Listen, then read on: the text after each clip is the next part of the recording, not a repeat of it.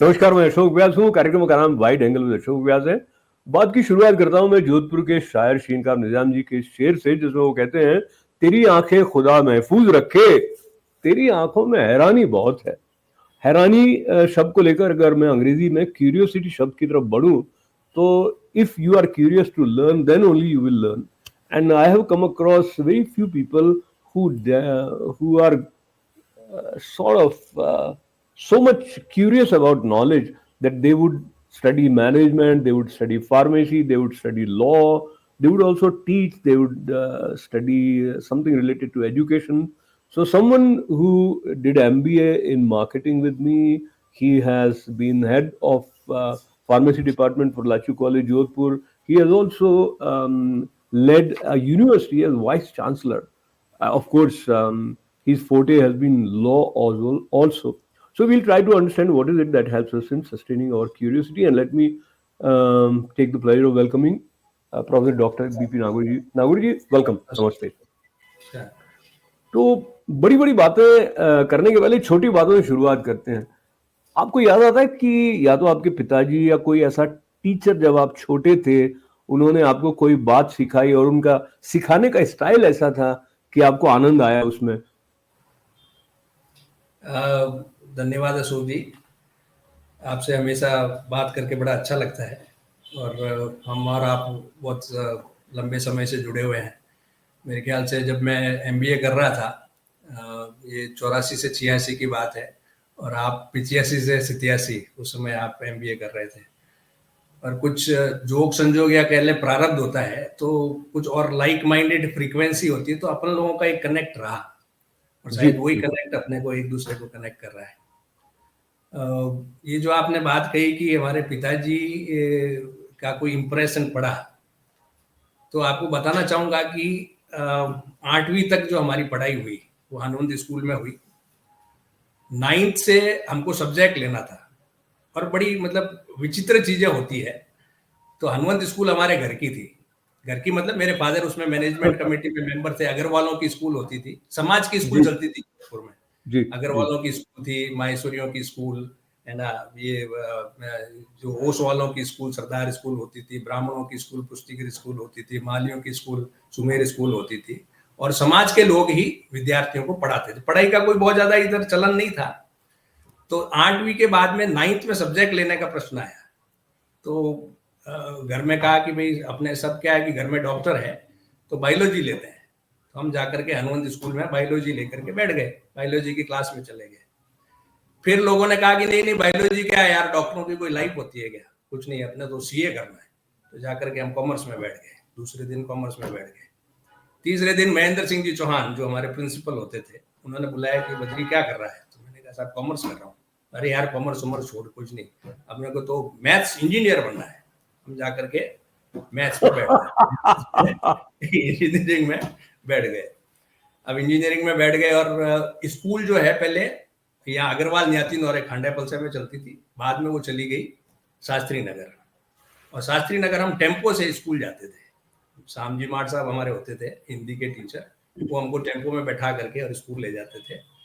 अच्छा, स्कूल भी वहां बाहर चली गई तो कई लोगों ने कहा इतनी दूर स्कूल ले गए हो समाज के और पता नहीं क्या करोगे और क्या नहीं करोगे। एक फॉरवर्ड लुकिंग लोग कम होते हैं। तो फिर भी चल पड़ी चीजें चल पड़ी जैसे तैसे। हमने 9th की 10th, अच्छा पढ़ने में मैं होशियार था। होशियार मतलब कोई एक्स्ट्रा ऑर्डिनरी नहीं था, लेकिन 60% के करीब नंबर आते थे। पिताजी का कोई ऐसा हमारे ऊपर, जैसे जो आज की तारीख में बच्चे होते ही ना शुरुआत से चालू होता है कि मतलब कौन सी स्कूल में डालेंगे और इंग्लिश मीडियम में डालेंगे और हिंदी मीडियम में डालेंगे और ये डालेंगे, ऐसा इस तरह का हमारे घर में कोई माहौल नहीं था। कई बार पिताजी पूछते कि तू कौन सी क्लास में पढ़ता है, ये मैं आपको फैक्ट बता रहा हूँ, कौन सी क्लास में पढ़ता है। और मदर हमारी जरूर ध्यान रखती थी सारा। वो स्कूलों में भर्ती कराना, जो पाठशालाएं पोसाड़ होती थी, तो मंडी में हम पोसाड़ में पढ़े, गुण ऐसा होते थे हमारे। तो 9th कर ली, 10th कर ली, 11th कर ली। 11th में मेरे 72% फिजिक्स केमिस्ट्री मैथ्स 72% आए। एमबीए इंजीनियरिंग कॉलेज में मैंने फॉर्म भरा, वहां पर जो इंजीनियरिंग जो है वो 74% में ऑफ हो गया और 72% था, तो मेरे को इंजीनियरिंग मिली नहीं। तो उसके बाद में साहब क्या हुआ कि पॉलीटेक्निक नेक्स्ट स्टेप होता था, पॉलीटेक्निक। तो हमने पॉलीटेक्निक में फॉर्म भरा और पॉलीटेक्निक में हमारा नंबर लग गया और पॉलिटेक्निक में क्योंकि मेरिट में ऊपर थे तो हमको सिविल इंजीनियरिंग मिली, और वो पहला बैच था जिसमें 3 महिलाएं थी, 3 गर्ल्स स्टूडेंट्स थी जिन्होंने सिविल ऑप्ट किया था। अब देखिए, भाग्य होता है, मैं कई बार कहूंगा कि डेस्टिनी जो होती है वो कहाँ ले जाती है, क्या करती है। तो मैं रामदयाल जी की जो दुकान है बुंगलपाड़ा में, वहाँ मिठाई ले रहा था, तो वहाँ मेरे मामा जी, मेरे अंकल हैं, उनके साला जी जुगल जी, वो इंजीनियर है। बोले बद्री जी क्या कर रहे हो? तो मैंने कहा साहब मैं तो पॉलिटेक्निक कर। तो क्या ऐसा करो कि अपने राजस्थान पत्रिका में पिलानी का एडमिशन का एक नोटिफिकेशन निकला है, तो आप वो देखो, और वो सेकंड सेमेस्टर में एडमिशन दे रहे हैं। तो मैंने साहब वो नोटिफिकेशन देखा और पिलानी में admission notification, I went to my father, पापा के पास गया कि पापा ऐसे ऐसे ये पिलानी का निकला है। अरे पिलानी थारो कोई वह गया उठे इंग्लिश मीडियम में फलाना ढिगड़ा, तू फालतू की बात मत कर, પછી કઈ ટકાઈ જची मारवाड़ी चलेला नहीं, अपन कोई दिक्कत कोई नहीं। नहीं, अपने हिंदी या अंग्रेजी में संवाद अच्छा, रखते ओके हैं। ओके तो ओके ओके। तो अब मैं फादर ने बीच में फिर थोड़ा यही सा, कहा। जी, हाँ। मैं अब तक की जो बात हुई है उसमें से थोड़ा सा कशीदा निकालता हूँ। तो एक तो आपका बड़ा इम्प्रेशनेबल माइंड था, या बड़ा ओपन माइंड था, इसने सजेशन किया तो ये कर लो, इसने सजेशन किया तो वो कर लो, जो कि हम अभी जो पीछे मुड़ के देखते हैं तो इसको बहुत अच्छा नहीं मानते हैं कि आपका अपना कोई स्टैंड नहीं है, जिसने परसुएट किया उस तरफ चल पड़े। ऐसे जनरली अभी ऐसा हम नहीं, देखते ये होते हैं। उस मामले में मैं रिसेप्टिव रहा हूँ। मैं हमेशा मतलब मेरा ये मानना रहा है कि जैसे अब कोई कहे कि रेस में फर्स्ट आया तो कितना कि अकेला दौड़ रहा था, तो until unless we have विकल्प, मतलब the question of decision making arises when you have alternatives. So पता नहीं ये इंस्टिंक्ट था कि मैं हमेशा एक अल्टरनेटिव्स को तलाशता था और उसको खोजने की कोशिश करता कि भाई ये अल्टरनेटिव विकल्प है, उसके प्रोज एंड कॉन्स देख करके फिर निर्णय लेने की बात आती थी। तो जो उन्होंने कहा तो देन पिताजी के पास गया, फिर पिताजी ने कहा कि ऐसा है कि तेरा उस समय 189 रुपीज का वो प्रोस्पेक्टस आता था। मेरे को कहे यार ये तेरे को खराब करने तो कर दे, तो मैंने साहब फॉर्म भर दिया। अच्छा, वहां क्या ब्रांच असाइन नहीं होती थी, इनिशियली वो ब्रांच असाइन नहीं करते थे, you have to read and based on your performance वो आपको साइंस एंड इंजीनियरिंग स्ट्रीम देते थे, फिर साइंस एंड इंजीनियरिंग में आ गए तो फिर इंजीनियरिंग अलग करते थे, साइंस अलग करते थे। तो एक खतरा वहां जाने का इस बात का था कि हम जाएं इंजीनियरिंग के लिए और हो सकता है हमको एमए मिल जाए। तो पापा वाज प्रिपेयर्ड कि बोले अगर एमए भी मिल गया ना तो तू यहाँ आकर के एलएलबी कर लेना। एलएलबी कभी फर्स्ट चॉइस नहीं रही, हालांकि मेरे लिए फर्स्ट चॉइस रही, लेकिन मेरे फादर के लिए फर्स्ट चॉइस नहीं रही कि मैं इसको बेटे को एलएलबी कराऊंगा। हमने साहब फॉर्म भर दिया एंड किस्मत कुछ अच्छी रही कि उस साल 450 स्टूडेंट्स लिए गए सेकंड सेमेस्टर में और हमको पिलानी में एडमिशन मिल गया। जो आदमी कभी पाली नहीं गया है ना, उसको भेज दिया गया पिलानी हम चले गए। पिलानी जाते गए तो वहां हमको तो अंग्रेजी आवे नहीं और वहां हिंदी आवे नहीं, लोगों को सब अंग्रेजी और रैगिंग और फलाना ढीगड़ा और ऐसे करके अब साहब हम चले तो गए, है ना। अच्छा, ये जो हमारा जो थीम है उससे रिलेट करने के पॉइंट ऑफ व्यू से मैं ये सोच रहा हूँ कि एक बहुत फेमस पंक्ति है, कहते हैं necessity is the mother of invention. Invention को अगर हम क्यूरियोसिटी के पास लेकर देखें तो सीखने की जो इच्छा है वो आवश्यकता होती है तो बढ़ती है। ऐसा आपको लगता है या एक इंटरनल एक क्वेस्ट होती है कि भाई मैं नॉलेज के लिए मुझे अच्छा लगता है कि मैं जानूं?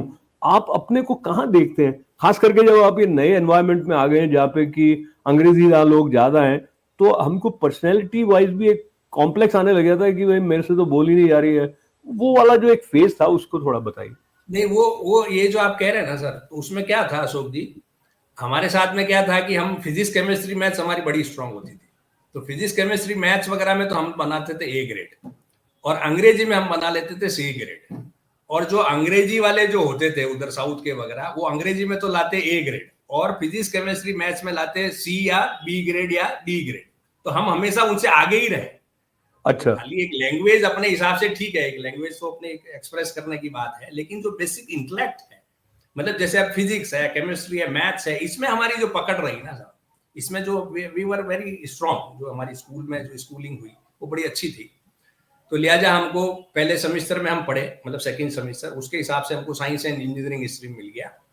फिर उसके बाद में हमने कुछ ओवरलोड ले लिया, मतलब वहां खुद ही आपको टाइम टेबल खुद का ही बनाना होता है और सब्जेक्ट भी खुद को ही लेने होते हैं। तो हमने एक इकोनॉमिक्स और एक सिंबॉलिक लॉजिक ऐसे करके 2 सब्जेक्ट हमने एक्स्ट्रा ले लिए just to compensate our first semester. उन दोनों सब्जेक्ट में हमारे डी ग्रेड लग गए और डी लग गए तो हमको इंजीनियरिंग वहां फिर मिस हो गई।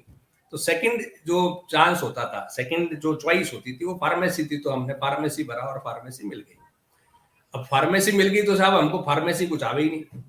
फार्मेसी वाज बेसिकली वो साइंस का मतलब बायोलॉजी का सब्जेक्ट था, तो फार्माकोलॉजी एक और क्वेश्चन जो कि मुझे लगता है बहुत इंपॉर्टेंट है, हमें से कई लोग सोचते हैं नहीं ये मेरे इंटरेस्ट का सब्जेक्ट है, ये मेरे इंटरेस्ट का नहीं है, और हम अक्सर अपने आप को बंद कर देते कि ये मेरा इंटरेस्ट का नहीं तो मेरी समझ में नहीं आएगा।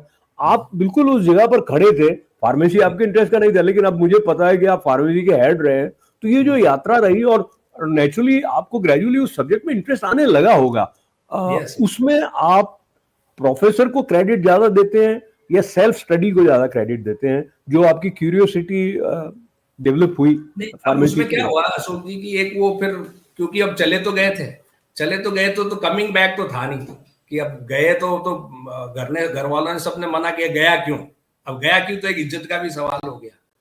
तो एक वो मतलब जिसको अपन कहते हैं कि फियर मोटिवेशन, एक डर भी था कि अभी वापस जाएंगे तो कैसे होगा, और सीखने की पढ़ना तो था ही, अब कुछ भी पढ़ना है तो पढ़ना है, अब पढ़ना है तो क्या करें, मतलब या तो आप वो करो जो आप एंजॉय करते हो और आप जो कर रहे हो उसको एंजॉय करना चालू कर दो। तो हमने ये किया कि यार अब पढ़ना तो है ही है। तो फिर मेरे फॉर्चुनेटली मेरे अंकल वहां झुंझुनू में डॉक्टर रहे, वो उन्होंने, उनका मेरा बहुत अच्छा सपोर्ट था, तो वो उन्होंने मेरे को कहा कि तू बेटा ऐसा कर, एक पट्टी पेंसिल ले ले और फिर ये सिंपेथो माइमेटिक और सिंपेथो लाइटिक और बोले लिख लिख के याद कर। तो हमने वो लिख लिख के याद करना चालू किया, फिर नंबर आते गए। आप वंडर करोगे कि मेरे एक सेमेस्टर में 2 ई ग्रेड लगे, और अगर वो मैं इंप्रूव नहीं करता हूं तो मेरे को घर भेज दिया जाता। लेकिन जो मेरा लास्ट सेमेस्टर था उसमें मैंने 5 सब्जेक्ट किए और पांचों कोर्स में मेरे को ए ग्रेड मिला, और my grade point was 10 out of 10।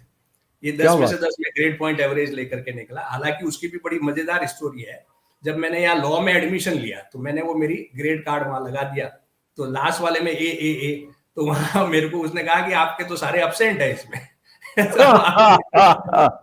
तो मैंने कहा भैया ये एब्सेंट नहीं है, ये ए ग्रेड है और 10 में से 10 मेरा ग्रेड पॉइंट एवरेज है। वहां से साहब हम आ गए।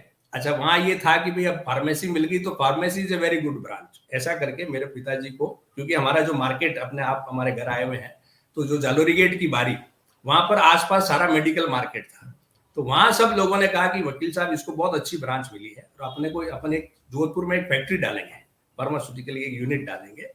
तो मेरे को भी लगा यार बहुत अच्छी बात है, अपन एंटरप्रेन्योर हो जाएंगे, यूनिट डाल लेंगे।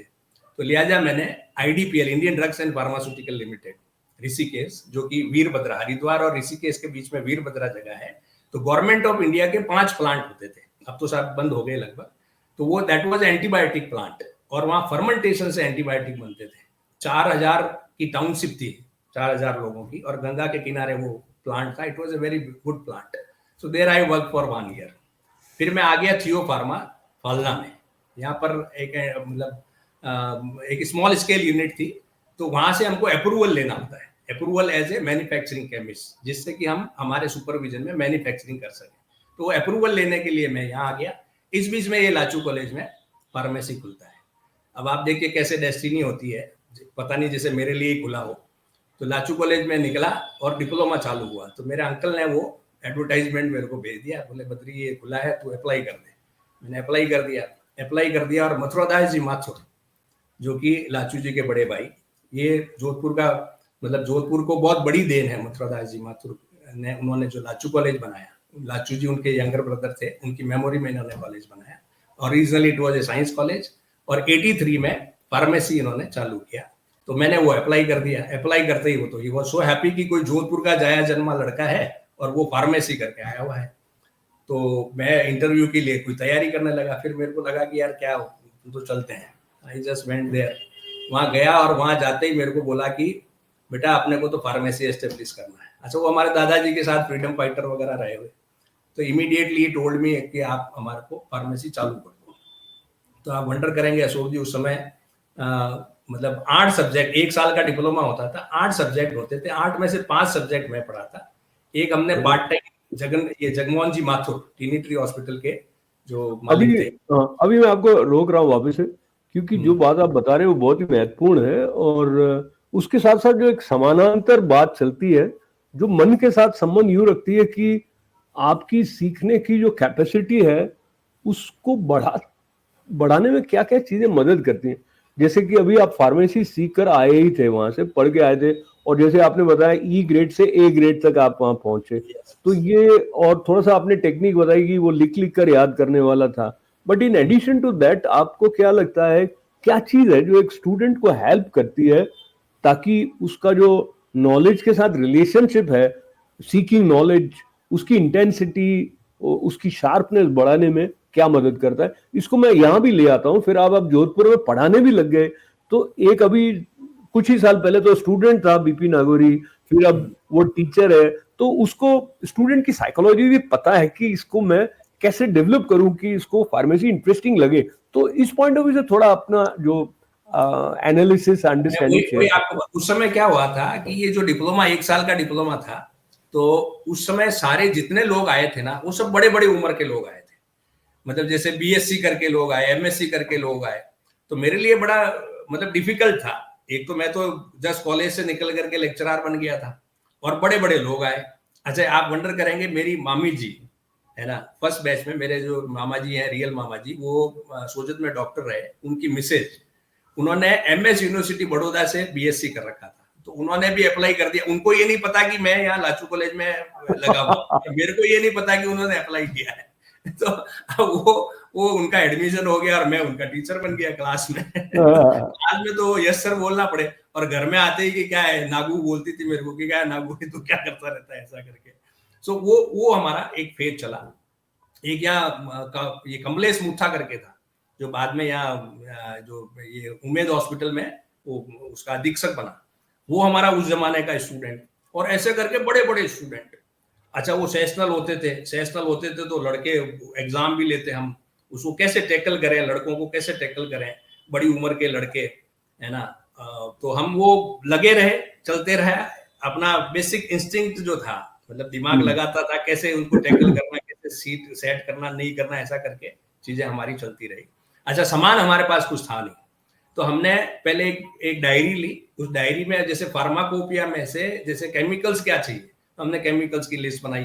ग्लासवेयर क्या चाहिए तो उसकी लिस्टें बनाई। इक्विपमेंट्स क्या चाहिए तो उनकी लिस्टें बनाई। लाइब्रेरी क्या चाहिए तो उसकी लिस्टें बनाई, है ना। लेबोरेटरी कितनी होगी, तो वो सारा काम करके, मतलब एक एक ईंट जो है वो लाचू कॉलेज में फार्मेसी की हमने रखी। चीजें चलती गई। अच्छा, वो उसके कारण क्या था कि मतलब हमारी डेवलपमेंट, मतलब एक ऐसा था कि जुनून था कि यहाँ फार्मेसी हमको मौका मिला, ईश्वर ने हमको एक कोई शक्ति दी है और ये अपने इस काबिल बनाया है, तो अपने को करना चाहिए। मतलब मैं आपको बता दूं कि मैं टीचिंग में not by compulsion but by choice आया। मतलब मेरे को ऐसे बहुत सारे मौके मिले, आपको पता भी है, मेरा एक जमाने में ड्रग इंस्पेक्टर में भी सिलेक्शन हो गया। एमबीए भी मैंने कर लिया था। एमबीए करने के बाद में भी गोल्डन ट्यूबोको से उस समय मेरे पास ऑफर आया था कि आप हमारे यहाँ आ जाइए। लेकिन क्योंकि टीचिंग एक चॉइस थी, है ना, कंपल्सन था नहीं, तो इसलिए लगा रहा। तो हम सारे चीजें बनाते और ऐसा करके प्रैक्टिकल करवाना, ये करना, सारा सिस्टम चलता रहा। इस बीच में मेरे को किसी ने ये कह दिया था कि भले ही तुम फैक्ट्री खोलो लेकिन एमबीए कर लेना। तो मैंने जयनारायण व्यास यूनिवर्सिटी में एमबीए के लिए अप्लाई किया और एमबीए में सिलेक्शन हो गया। अब सिलेक्शन हो गया तो वो भी बड़ी मजेदार बात है, आपके साथ में भी किस्सा शेयर करूंगा और आपको भी पता है वो चीज। तो उस समय it was a full time course था। तो उन्होंने कहा कि भाई if you are in service then obtain NOC. तो मैं मथुरा दास जी माथुर के पास गया कि सर मेरा ऐसा एमबीए में सिलेक्शन हो गया है।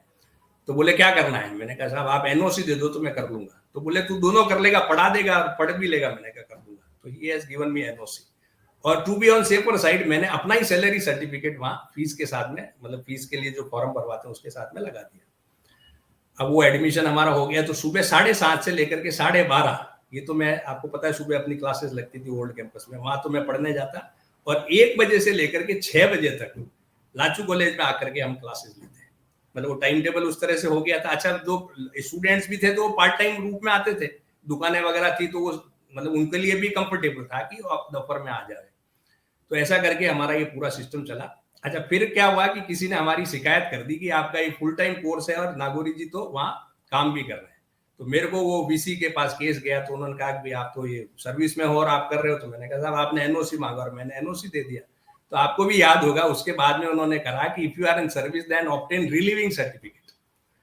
एक्चुअली क्या है कि समहाउ यहाँ पे स्टोरी हमारी थोड़ी सी ओवरलैप है। मैंने भी जोधपुर यूनिवर्सिटी से एमबीए किया, फुल टाइम एम्प्लॉय था ऑल इंडिया रेडियो का। तो मैं आपसे 1 साल जूनियर था। उस वक्त तक उन्होंने अनुमति दे दी थी, मेरे बाद शायद बंद कर दिया उन्होंने। उसके बाद में आप और हमने तो वो एनओसी में कर लिया था, बाद में उन्होंने एनओसी को रिप्लेस किया कि if you are in service then obtain relieving certificate, क्योंकि ऐसा पहला केस था आपका और हमारा पहला केस रहा कि जो सर्विस में होते हैं एमबीए कर रहे थे, कि फुल टाइम कोर्स था, तो लोग बाहर से आते थे तो एनओसी लेके आना मतलब वो रिलीव होके आते थे, लेकिन अच्छा ये अपने अपने जी रहा। जी, मैं थोड़ा सा वापस अपने मेन जो मेरा ट्रैक है बातचीत का, वो है ये कि एज अ स्टूडेंट जो क्यूरियोसिटी आपकी एज फार्मेसी सीखने में माइंड जैसे अप्लाई होता था, फिर मैनेजमेंट के सब्जेक्ट्स हैं, चाहे बिजनेस एनवायरनमेंट है, मार्केटिंग है, बाकी के जो जो भी सब्जेक्ट्स पढ़ने में जाता था, फिर मैं वो भी कंबाइन कर लेता हूँ। बाद में आपने लॉ भी किया था या पहले कर लिया था लॉ? नहीं, लॉ लॉ बाद में, बाद सबसे लॉ लास्ट में बाद लॉ में किया। किया। हाँ, तो मतलब ये जो कैपेसिटी है माइंड की टू एब्जॉर्ब नॉलेज, वो कई बार लोग कहते हैं मैं तो बहुत पढ़ लिया, मतलब कई लोग इतने उकता जाते हैं कोर्स खत्म हो गया, वो कहते हैं छूटा, मतलब गंगा नहाया, अब मुझे पढ़ना ही नहीं। आपके अंदर वो ऐसी क्या बात थी कि आपको कुछ नया नया सीखने की ललक बनी रहती थी? उसका क्रेडिट किसको देंगे और वो कैसे डेवलप किया जा सकता है? नहीं, एक्चुअल में क्या है साहब कि मैं मतलब हमेशा एक मतलब खाली माइंड रहा। खाली क्या होता है कि जब आप ऑक्यूपाइड होते हो ना, तो कुछ हम्म। चीजें बाहर जाती नहीं है, मतलब बाहर से अंदर नहीं आती। एक एक प्लेन माइंड था, और हमेशा ज्ञान जो अर्जित करना है, मतलब उसके प्रति एक ऐसा वो रहा कि नहीं, वी शुड लर्न। और क्योंकि टीचर था तो मेरा ये मानना था कि टीचर हमेशा एक स्टूडेंट है। अगर आप स्टूडेंट नहीं हो गए, मतलब अगर आपका मेंटल ब्लॉक्स है, तो then you can not learn. तो हमारा ये था कि क्योंकि मैं शिक्षक हूं तो शिक्षक को सीखना जरूरी है, तभी हम सिखा पाएंगे, है ना। तो teacher is always a student. तो मेरे लिए हमेशा ये रहा कि हम सीखते रहे, सीखते रहे। अच्छा, जितना टैंक में होगा तो नल में आएगा, बहुत साफ बात है। अपना ये था कि अगर मैं मेरा टैंक भरूंगा तो मैं दे पाऊंगा, और क्योंकि चॉइस से था मैं टीचिंग में, इसलिए सब कुछ देना था। देने की नीयत से जब मैं काम कर रहा था तो वो अपना आप ही रिसेप्टिव होता जाता है, उसमें कहीं बोझ नहीं लगा मेरे को। मतलब कि पढ़ना, सीखना, सिखाना ये कभी बोझ नहीं था। मतलब आप वंडर करेंगे, कई बार लड़के बंक करते थे, तो बंक करते थे तो मैं बाहर से पकड़ के लाता, और पकड़ के लाके क्लास में बैठा करके 1 घंटे की जगह 2 घंटे क्लास लेता। तो लड़के कहते ये तो साहब मुसीबत हो गई कि वो फिर कभी बंक नहीं करते। मतलब इतना जबरदस्त था मामला, और इतना लड़कों ने इतना प्यार दिया, इतना रेस्पेक्ट दिया। मतलब एक लड़कों को एक भय भी था। मतलब क्या होता है कि जैसे अगर आपको एक सब्जेक्ट नॉलेज, दो चीजें होती है, एक तो रखना पड़ता है डिस्टेंस, लड़कों से आप डिस्टेंस दूरी रखते हो, और एक आपको सब्जेक्ट नॉलेज होता है। तो एक अच्छे टीचर की जो पहचान होती है, या अच्छे टीचर का जो कसौटी होती है, कि उसका एक रेस्पेक्ट होना चाहिए और उसका भय होना चाहिए। तो रेस्पेक्ट तो था हमारा नॉलेज की वजह से, और भय था वो डिस्टेंस रखने की वजह से। और उसके साथ में हमने कभी भी किसी लड़के का कलम से कोई नुकसान नहीं किया। बोलना चिल्ला, बोलना कह दिया कर दिया, वो सब ठीक है। हम ये कहते थे कि माली घड़ा कैसे बनाता है, तो एक हाथ नीचे रखता है, एक हाथ से थप्पी देता है, तब वो शेप लेता है। आप क्या वंडर बात। करेंगे, अभी मेरे पास में गुरु पूर्णिमा पे एक लड़के का एक मैसेज आया है, वो मैं कभी होगा तो हो सकता है वो शेयर भी करूं। मतलब वो इतना बढ़िया मैसेज लिखा उसने, है ना, कि भाई सर आपने जो कभी कोई भेदभाव नहीं किया। तो वो एक व्यापक, मतलब ज्ञान को मैंने एक व्यापकता के रूप में लिया, मतलब एक समझने के लिए लिया, कि एक समग्र रूप में, कि अपने को देना है तो अपने को नॉलेज लेना ही पड़ेगा। तो इसलिए कभी बोझ नहीं लगा। आप इसके आगे की जो कहानी वो मैं बताता हूँ कि एम फार्मा मेरा, मतलब एमबीए मेरा हो गया। I again went to Mathura Das ji. मैंने कहा साहब मेरा एमबीए हो गया, तो कह के अभी क्या करना है? तो मेरे को बोले कि मेरे को बी फार्मा खोलना है। तो मैंने कहा साहब ये मास्टर्स डिग्री है, लेकिन ये काम आएगी नहीं, तो इसके लिए एम फार्मा करना पड़ेगा। तो मेरे को बोले तू एम फार्मा कर लेगा? मैंने कहा कर लूंगा। और आप वंडर करेंगे, मैं 87 फरवरी 87 में मेरी शादी हुई। इधर से इन्होंने मेरे को स्टडी लीव, लाचू कॉलेज ने मेरे को 2 साल की फुल सैलरी पे स्टडी लीव दी, और मेरा एडमिशन मैंने लिया एलएम कॉलेज अहमदाबाद में, जहां से मैंने एम फार्मा किया। फरवरी में शादी करी, फरवरी 87 में शादी हुई, और जुलाई में मैं पढ़ने चला गया, मतलब एम फार्मा करने चला गया। हालांकि वो समय ज्वाइंट फैमिली थी, तो मिसेज इधर रह रही थी, और फिर मैं वहां मिसेज को थोड़े समय लेके भी गया, लेकिन नहीं बैठा, तो वापस आ गई मिसेज, यहाँ आ गई। और 2 साल में मैंने एम फार्मा किया। वहां से मैंने बी फार्मा के प्रोजेक्ट्स बना के दिए।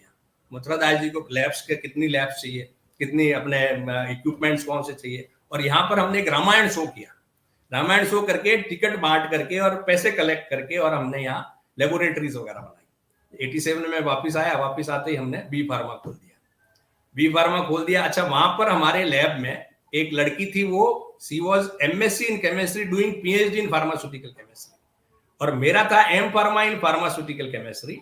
सो I went to professor N K. Mathur साहब, जो यहाँ केमिस्ट्री के हेड ऑफ डिपार्टमेंट थे। मैंने कहा सर मैं ऐसे ऐसे एम फार्मा मैंने किया और मेरे को पीएचडी करनी है। तो वो बोले कि मतलब आप तो एम फार्मा है, तो हमारे यहाँ तो हम एमएससी को कराते हैं। तो फिर हमने इक्वलेंसी ली कि M pharma is equivalent for the purpose of doing PhD, और उन्होंने मेरे को पीएचडी कराई। वो कंटिन्यूएशन में जी, समय की सीमा है। आपकी कहानी बहुत ही रोचक भी है और काफी एडवेंचरस भी है। एडवेंचरस एजुकेशनल ट्रैक पर क्या क्या चैलेंजेस आते हैं एडमिशन लेने के लिए, या अपनी क्वालिफिकेशन को जस्टिफाई करने के लिए थोड़ा बहुत इधर उधर उसको अलग ढंग से रखना इत्यादि पड़ता है, वो सब आपने किया। पर मुख्य बात जो अभी आपने पहले बताई, ये जो प्रेम आपका था सीखने और सिखाने का, और साथ ही साथ ये अंदर से भाव कि मुझे देना है, तो वो इस बात को लेकर मैं बहुत दूर तक ले जाता हूँ। जो आचार्य शंकर हैं उनके बारे में भी हम ऐसा सुनते हैं कि उनको ऐसा लगता था कि मेरे पास जो इतना ज्ञान है वो मैं अकेला क्यों रखूं, उसकी उनको लज्जा आती थी। संस्कृत में कोई इस प्रकार का एक्सप्रेशन आता है तो इसलिए वो बांटने के लिए निकले थे। हालांकि वो एक वेदांत की और अद्वैत ज्ञान की बात है, पर मुख्य तत्व वही है, क्योंकि मनुष्य होने के नाते हमारे अंदर जो विशेषताएं हैं उनको हम अपने साथ ही लेंगे तो लेके चले जाएंगे अंदर, खत्म तो बांटने से बढ़ता है। जैसे कहते हैं ज्ञान जो है वो बांटने से बढ़ता है। तो ये बात यहाँ पर मुझे विराम करनी पड़ी। जी हाँ, मेरे जो गाइड एन.के. माथुर साहब, वो ये कहते थे, विराम करनी होगी बात, तो आप बहुत संक्षेप में आप समापन करें। मैं संक्षेप में कहूंगा। मतलब वो जो एन.के. माथुर साहब, ये जो आप कह रहे हैं, तो उस समय पेटेंट वगैरह खूब होते थे। तो वो मेरे को कहते थे कि यार बद्री, ऐसा है कि अगर आप पेटेंट कराओ तो करवा लो, नहीं तो उसको पब्लिश कर दो, let it be in public domain, let it be of use to mankind. हमारे साथ में आप देखेंगे कि आयुर्वेद दफन क्यों हो गया।